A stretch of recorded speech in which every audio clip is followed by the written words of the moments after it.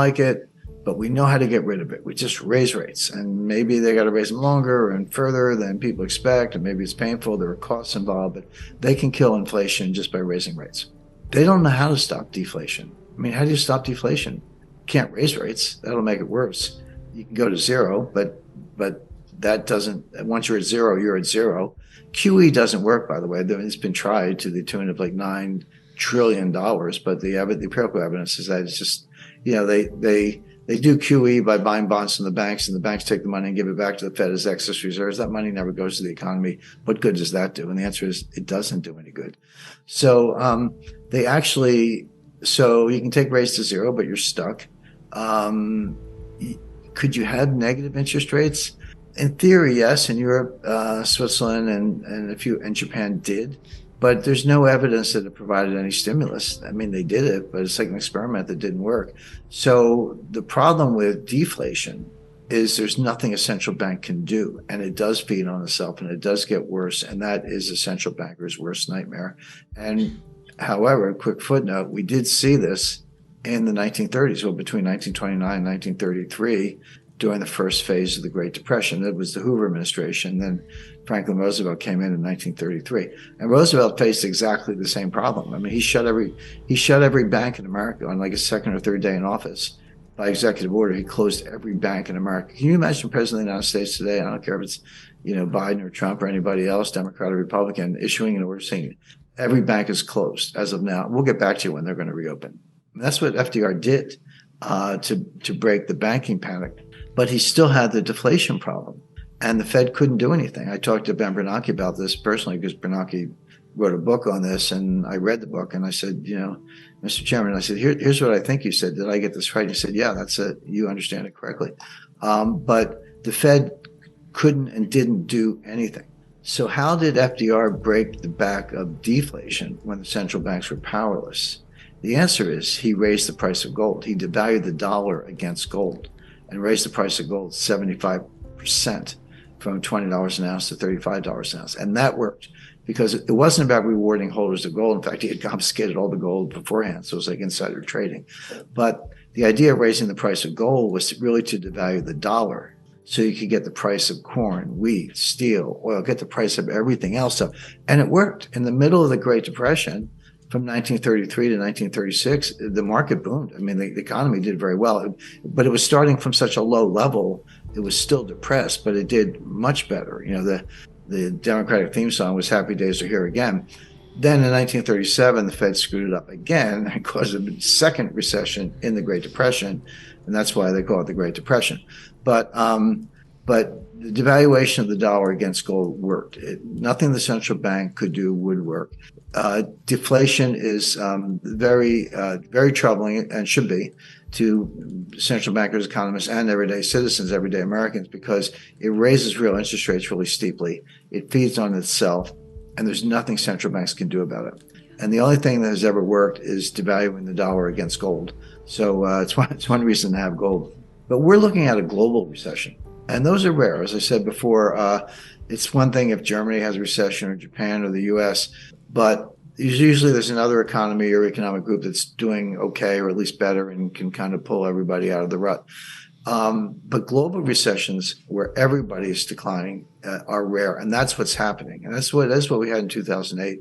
Pardon me. So the U.S. is heading for one. We've just talked about that at length. Japan's in a recession. Europe's in a recession. China's in a recession. India's, having some tough times. And a lot of this is dollar related. All the other countries, I mentioned Switzerland, India, China, Japan have all seen their U.S. dollar reserves go down. And everyone's like, oh, they hate the dollar. They're dumping the dollar. No, it's the opposite. They don't have enough dollars. So they're selling treasuries to get dollars to bail out their own banks because there's a dollar shortage. Before we continue, help us clicking that YouTube like button and subscribe now to our channel. This shows the algorithm that you valued this information. And it helps us spread that message. Sharing is caring. And now, let's continue.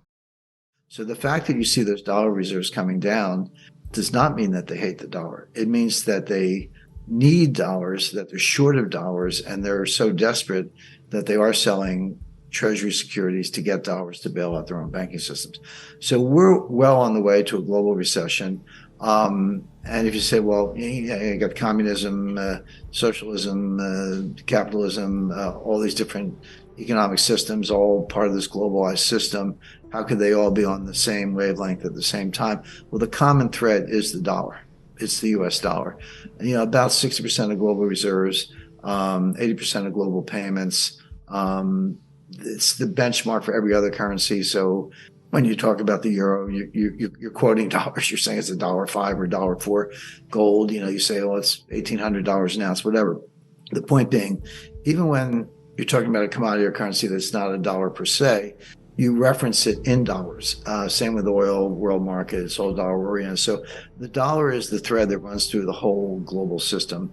And it's a partial explanation for why everything's falling apart at once. What's the optimal asset allocation method? Well, the key is diversification. And when you say diversification, people roll their eyes and go, oh, of course, everybody knows that diversification is good and all that. But the problem is they don't understand what diversification is. And I run into people all the time and they go, Jim, I'm highly diversified. I own 50 different stocks in 10 different sectors, telecommunications, semiconductors, mines and minerals, consumer non-durables. So I'm highly diversified.